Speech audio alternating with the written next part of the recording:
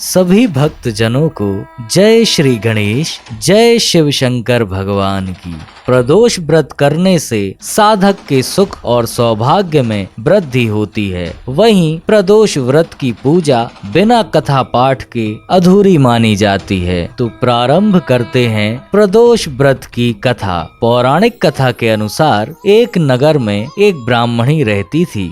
उसके पति का स्वर्गवास हो गया था। उसका अब कोई सहारा नहीं था, इसलिए वह सुबह होते ही अपने पुत्र के साथ भिक्षा मांगने निकल पड़ती थी।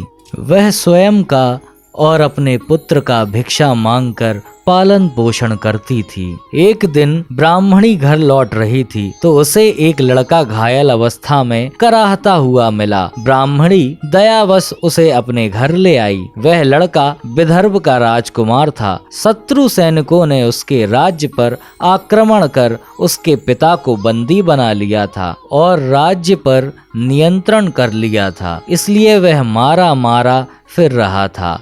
राजकुमार ब्राह्मण पुत्र के साथ ब्राह्मणी के घर रहने लगा। एक दिन दोनों बालक वन में घूम रहे थे। उनमें से पुजारी का बेटा तो घर लौट गया, परंतु राजकुमार वन में ही रह गया। उस राजकुमार ने गंधर्व कन्याओं को क्रीड़ा करते हुए देखा तो उनसे बात करने लगा। उस कन्या का नाम अंशुमति था। उस दिन वह राजकुमार घर देरी से लौटा। राजकुमार दूसरे दिन से उसी जगह पहुंचा जहां अंशुमति अपने माता पिता से बात कर रही थी। तभी अंशुमति के माता पिता ने उस राजकुमार को पहचान लिया था तथा उसे कहा कि आप तो विदर्भ नगर के राजकुमार हो, आपका नाम धर्मगुप्त है। अंशुमति के माता पिता को वह राजकुमार पसंद आया और उन्होंने कहा कि शिव जी की कृपा से हम अपनी पुत्री का विवाह आपसे कराना चाहते हैं, क्या आप इस विवाह के लिए तैयार हैं? तो राजकुमार ने अपनी स्वीकृति दे दी। तो उन दोनों का विवाह संपन्न हुआ। बाद में राजकुमार ने गंधर्व की विशाल सेना के साथ विदर्भ पर हमला किया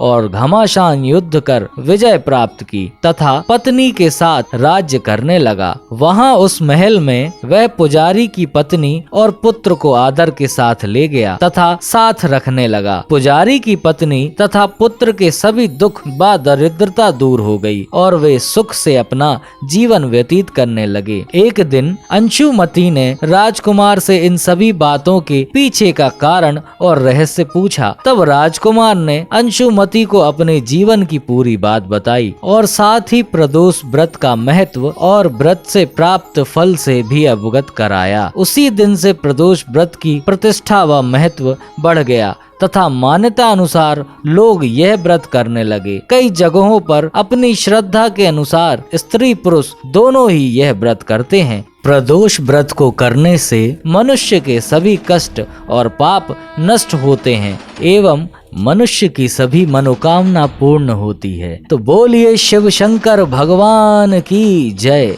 ऐसे ही कथा सुनने के लिए सब्सक्राइब करें हमारा चैनल, लाइक शेयर और सब्सक्राइब।